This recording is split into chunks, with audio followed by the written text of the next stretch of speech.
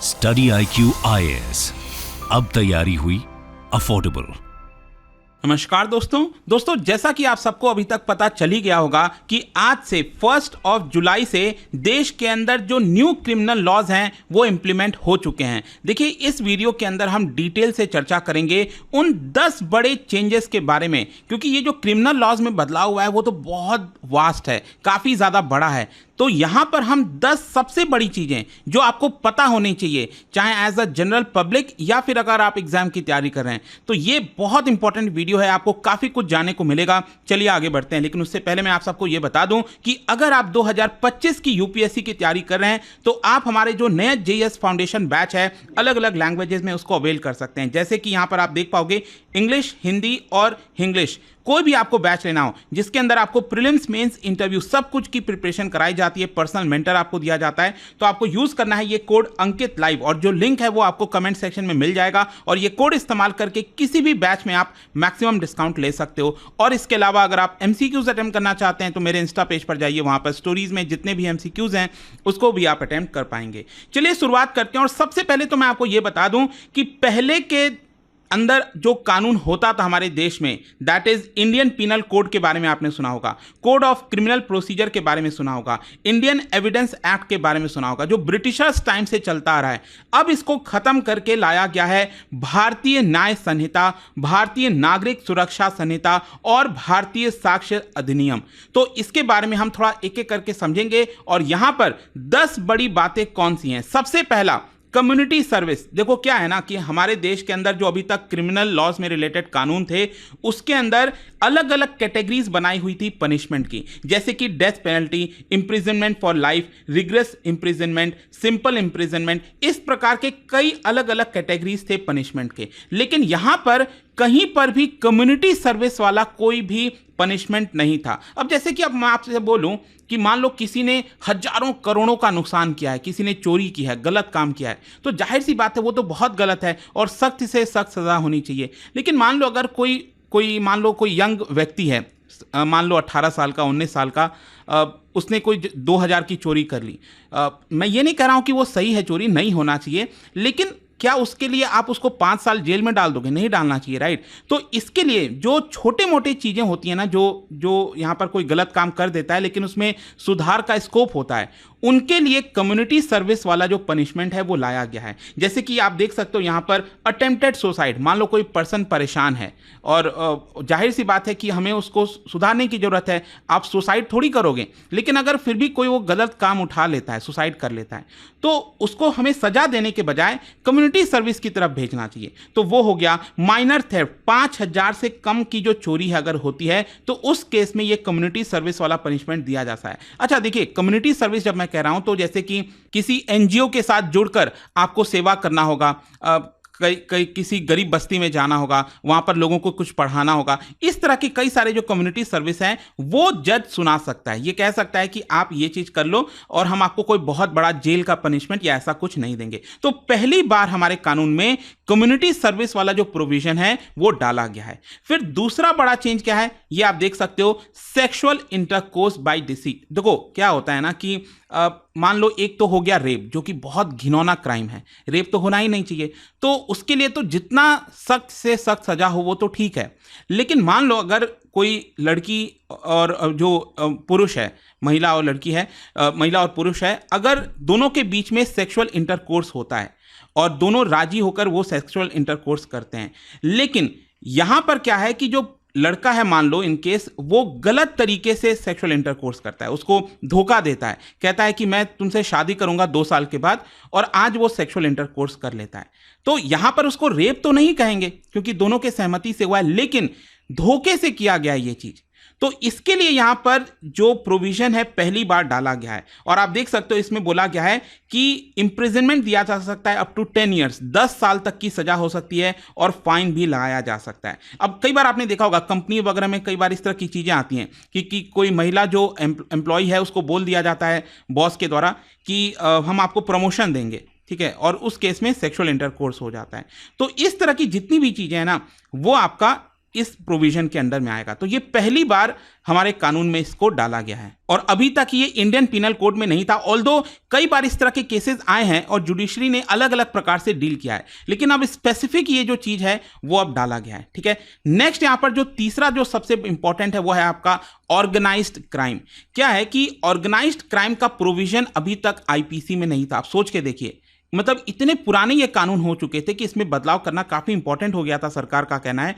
तो यहां पर ऑर्गेनाइज्ड क्राइम मैं जब कहता हूं तो जैसे कि आप देख सकते हो इसमें बोला गया है कि कोई मान लो साइबर क्राइम कर रहा है, ट्रैफिकिंग ऑफ पर्सन कर रहा है, ड्रग्स, वेपन्स, इस तरह के अलग अलग प्रकार के चीजें वो कर रहा है। और या तो हो सकता है वो किसी गैंग का हिस्सा होके कर रहा हो या फिर गैंग कहीं और हो और वो अकेले ये क्राइम कर रहा हो। मतलब है तो वो गैंग ना, पूरा ऑर्गेनाइज्ड तरीके से कुछ चीजें की जा रही हैं। तो उस केस में वहां पर उन सभी लोगों को, उस पूरे ग्रुप को सजा मिल सके, इसलिए ये वाला जो प्रोविजन है वो यहां पर डाला गया है। अभी तक क्या था कि अलग अलग राज्यों में कुछ राज्यों ने इस तरह के प्रोविजंस बनाए थे, कानून बनाए थे। जैसे कि आपने महाराष्ट्र के अंदर मकोका के बारे में सुना होगा, 1999 का कानून था, control of organised crime act. ठीक है, तो ये स्टेट स्पेसिफिक था।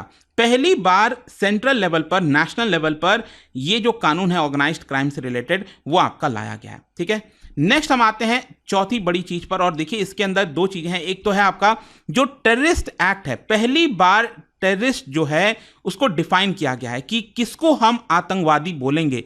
अभी तक ये चीज हमारे कानून में नहीं थी। और देखिए इसमें क्या लिखा हुआ है, the new law provides that whoever threatens or is likely to threaten the unity, integrity, sovereignty, security and economic security of India, कोई भी हमारे देश के खिलाफ इस तरह के काम करता है, that will constitute of committing a terrorist act. फिर दूसरा, अक्सर आपने देखा होगा रिसेंटली मॉब लिंचिंग को लेकर काफी चर्चा हुई थी और सरकार ने तय किया कि मॉब लिंचिंग से स्पेसिफिक कानून भी हम इसके अंदर डालने वाले हैं। नए वाला जो 3 क्रिमिनल कानून आया है और इसमें बोला गया है कि व्हेन अ ग्रुप ऑफ 5 और मोर पर्सन, तो ये ध्यान रखिएगा आपके एग्जाम पर्सपेक्टिव से कि मॉब लिंचिंग की जब हम बात करते हैं तो 5 या उससे ज्यादा लोग मिलकर, एक साथ मिलकर race, caste, community, sex, place of birth, language के बेसिस पर अगर किसी की हत्या करते हैं तो कोई भी इस तरह का क्राइम होता है तो उसको मॉब लिंचिंग में काउंट किया जाएगा और इसके लिए यहां पर जो इंप्रिजनमेंट की सजा है वो यहां पर सब कुछ रखा गया है। तो ये हो गया आपका। फिर नेक्स्ट अगर हम बात करें, पांचवा जो सबसे बड़ा बदलाव किया गया है that is related to sedition. देखो ये तो मैं नहीं कहूंगा कि कोई बहुत बदलाव है, क्योंकि आपको पता है अभी तक सेडिशन को लेकर काफी चर्चा होती थी। 124A, ये सेक्शन 124A के अंदर आता था इंडियन पिनल कोड के अंदर। तो अभी तक क्या था कि कई बार इसको क्रिटिसाइज किया गया है कि सरकार यहां पर सेडिशन की धारा किसी पर भी लगा देती है, नहीं लगाना चाहिए, देशद्रोह जिसको हम कहते हैं, राइट। और ये पहले ब्रिटिशर्स इसका इस्तेमाल किया करते थे, जैसे महात्मा गांधी जी के खिलाफ, कई सारे हमारे जो स्वतंत्रता सेनानी हैं उनके खिलाफ सेडिशन का केस इस्तेमाल किया गया है। तो यहां पर देखिए सरकार ने क्या किया है कि सेडिशन वाला जो चीज है उसको हटा दिया, ड्रॉप कर दिया, लेकिन ऑलमोस्ट वैसा ही सिमिलर जो ऑफेंस है उसको नए वाले कानून में इंट्रोड्यूस कर दिया। मतलब सरकार उसको सेडिशन नहीं बोल रही है, लेकिन अल्टीमेटली जो चीज है उसमें, जैसे कि अगेन अगर आप हमारे देश की सॉवरेनिटी, यूनिटी, इंटीग्रिटी के खिलाफ कुछ काम करते हो तो वो आपका पनिशेबल होगा, ये सरकार ने कहा है। तो उसको सेडिशन ना बोलकर कुछ और कह रही है सरकार, लेकिन है अल्टीमेटली वही चीज। तो ये एक बड़ा बदलाव था, वो आपको पता होना चाहिए।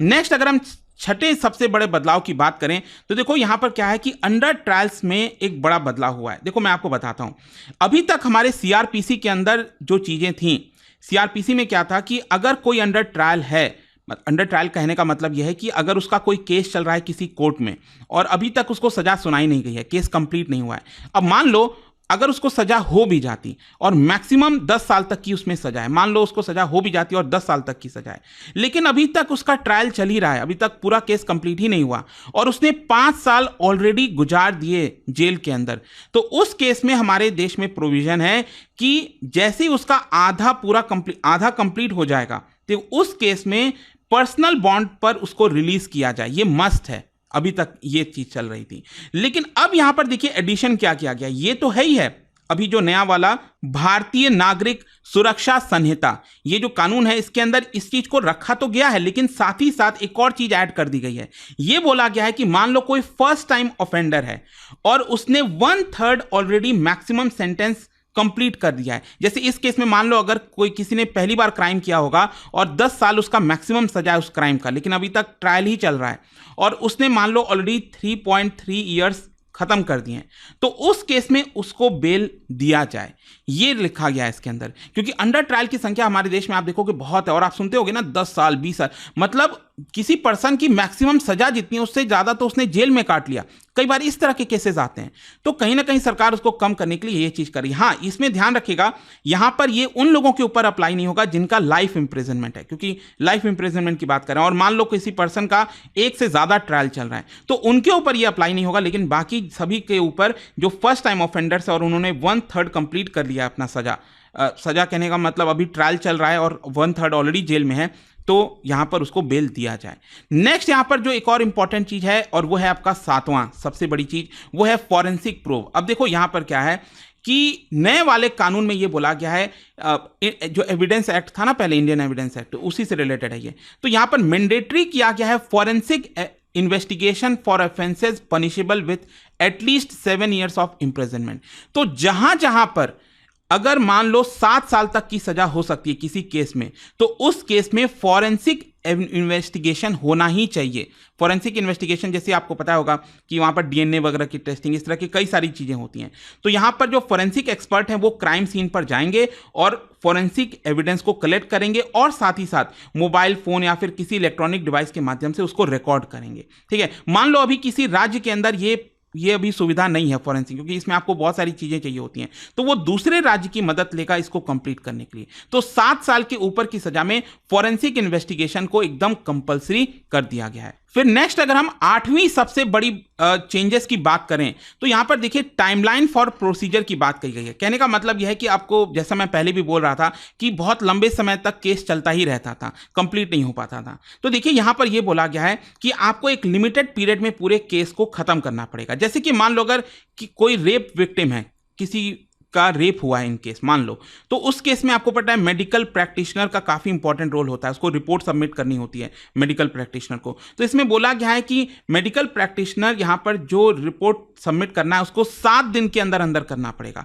ये कंपलसरी कर दिया गया है। इसके अलावा यहां पर बोला गया है कि पहली जब हियरिंग होगी कोर्ट में, तब से लेकर 60 डेज के अंदर सेशन कोर्ट में चार्जेस को फ्रेम करना होगा, पुलिस को चार्जेस फ्रेम करना होगा कि इसने ये जुर्म किया है, हम ये चार्जेस इसके ऊपर लगा रहे हैं। और यहां पर जब सारे आर्गुमेंट्स खत्म हो जाए, ट्रायल वगैरह सब खत्म हो जाए, तो 30 दिन के अंदर यहां पर जो जजमेंट है वो कोर्ट को सुनाना होगा। तो कुछ चीजें स्पेसिफाई की गई हैं, अब देखना होगा ये कितना हो पाता है रियल वर्ल्ड में, कितना नहीं, लेकिन ये बोला गया है। फिर यहां पर 9th जो एक बड़ा इंपॉर्टेंट था, मुझे लगा मैं आपको बता दूं, वो है आपका हायरार्की ऑफ कोर्ट। देखो जैसे हायरार्की हमारे देश के अंदर, वो तो अभी वैसे ही है, जैसे कि सबसे नीचे मजिस्ट्रेट कोर्ट, फिर उसके बाद सेशन कोर्ट, हाई कोर्ट और फिर सुप्रीम कोर्ट, इस तरह से हायरार्की बनाई गई है, चीजें एक एक करके जाती हैं।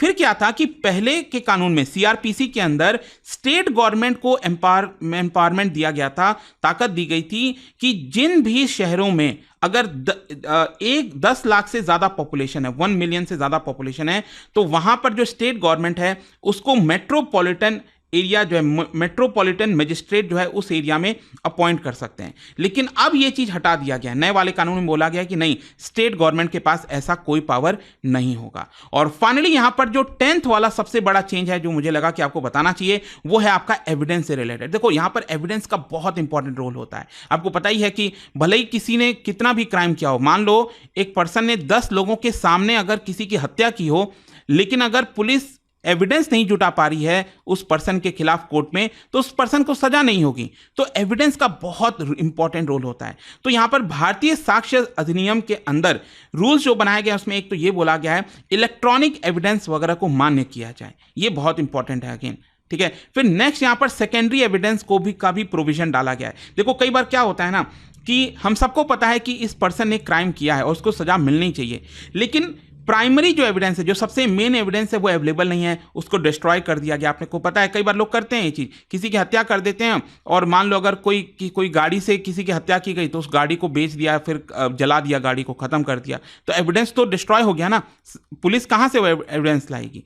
तो इसके लिए कुछ सेकेंडरी एविडेंस वगैरह भी पुलिस अब ला सकती है, जैसे ओरल एंड रिटन एडमिशन। इसके अलावा सेकेंडरी एविडेंस में may be required under various condition, जैसे कि अगर कोई प्राइमरी एविडेंस मैंने आपको बोला डिस्ट्रॉय हुआ है, इस तरह की कई सारी चीजें होती हैं, उस केस में सेकेंडरी एविडेंस भी मान्य होगा कोर्ट के अंदर। तो आई होप दोस्तों अब आपको समझ में आ गया होगा 10 सबसे बड़े बदलाव के बारे में न्यू क्रिमिनल लॉज के अंदर। और जाने से पहले एक इंटरेस्टिंग क्वेश्चन, क्या बता सकते हो इनमें से कौन से कोर्ट को एस्टैब्लिश किया गया था under the regulating act of 1773? इसका राइट आंसर आप सबको पता है, मेरे इंस्टाग्राम पर तो मिलेगा ही, वहां पर अगर आप नहीं हो कोई बात नहीं, टेलीग्राम से ले सकते हैं इसका सही उत्तर। मैं कई सारे जो एमसीक्यूज हैं वो यहां पर स्टोरीज में डालता रहता हूं। अगर आपको पीडीएफ चाहिए तो टेलीग्राम पर आइए, अलग अलग सोशल मीडिया पर आप जुड़ पाओगे। और जैसा मैंने आपको बताया, अगर आप यूपीएससी की तैयारी कर रहे हैं, डोंट मिस दिस, कोई भी बैच लेना हो, you can simply use this code Ankit live, ताकि आप मैक्सिमम डिस्काउंट ले सकें। आई होप की वीडियो आपको पसंद आया होगा। मिलता हूं आपसे next time. Till then, thank you very much, see you soon. Study IQ IAS, अब तैयारी हुई अफोर्डेबल।